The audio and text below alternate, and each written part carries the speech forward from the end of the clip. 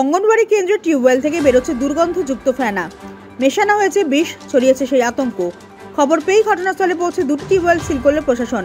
কে বা কারা এই বিষ মেশালো তা নিয়েও শুরু হয়েছে তদন্ত। ব্যাপক চাঞ্চল্য কাকসার গোপালপুরে।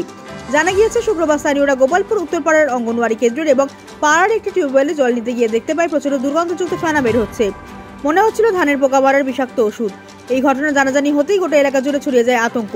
খবর দেওয়া হয় স্থানীয় গোপালপুর গ্রাম পঞ্চায়েতের আর কাকসা থানার পুলিশকে। তড়িঘড়ি ঘটনাস্থলে পৌঁছে পুলিশ এবং কাকসা থানার পুলিশ।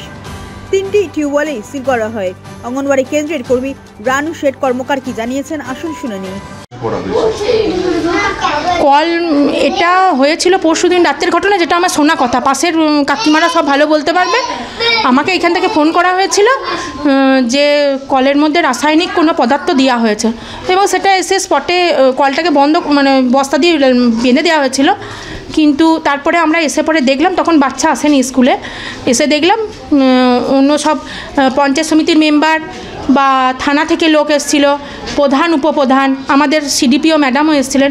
তখন ওই হ্যান্ডপাম্পের কল টেপা হচ্ছিল, তখন দেখা গেল যে জলটা ফেনা আকারে পড়ছে এবং প্রচুর দুর্গন্ধ বেরোচ্ছে, মানে কেমিক্যাল জাতীয় গন্ধ সেটা বেরোচ্ছে। সমস্যা এলাকাবাসীদেরও সমস্যা হচ্ছে, স্কুলেরও সমস্যা হচ্ছে। পাশের বাড়িতে সাবমার্সেল আছে, তারা স্কুলকে কোঅপারেট করছে। হ্যাঁ, এইটুকুনি। সেটা বলতে পারবো না, সেটা আমি তো নিজেই জানি না, সেটা বলতে পারবো না। সেটা মধ্যরাতে হয়েছে, সেটা কে করেছে তো বলতে পারবো না, জানা নেই। জল যদি কেউ খেয়ে নিত তাহলে তো অসুস্থ হয়ে যেতে পারতো। সেটা তো কমন জিনিস, সেটা তো সবাই জানে যে কেমিক্যাল পদার্থ সে খেলে সে তো অসুস্থ হতে, এটা তো সবাই জানে। হ্যাঁ, সেটা তো হতোই। কিন্তু আমার যেটা হচ্ছে স্কুলে বাচ্চাদের নিয়ে মাদের নিয়ে কাজ, আমি আসার পর বাচ্চারা এসেছে, আমি বাচ্চাদের যেতে দিইনি। এবং এলাকাবাসীরা যেহেতু রাত্রে হয়েছে বলে সকাল থেকেই মানে সবাই জেনে গেছে এলাকায়।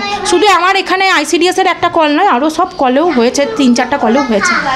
আপনার নাম? আমার নাম হচ্ছে রানু শেঠ কর্মকার। অঙ্গনওয়াড়ি কেন্দ্রের টিচার? হ্যাঁ, আমি অঙ্গনওয়াড়ি কেন্দ্রের কর্মী।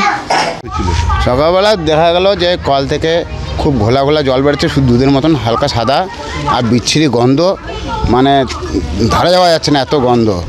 তা আমি এসেছিলাম সকালবেলা ব্রাশ করতে, মুখ ধুতে এসেছি। তা আমাকে ওই মাসি, ওই পাশে কাকি থাকে, বলছে জল নিস না, জলটা দেখ কীরকম। আমি হাতে নিয়ে গন্ধ দেখলাম, আমি আর টিকতে পারছি না। আমি ঘরে চলে গেলাম, গিয়ে ঘরে গিয়ে আমার কুয়ো আছে, কুয়োর জল থেকে মুখটা ধুলাম। তারপর তো লোককে বলা হলো, পঞ্চায়েত থেকে বলো, পঞ্চায়েত এসছে, পুলিশ এসছে, এসে দেখে কলটাকে সিল করে দিয়ে গেছে।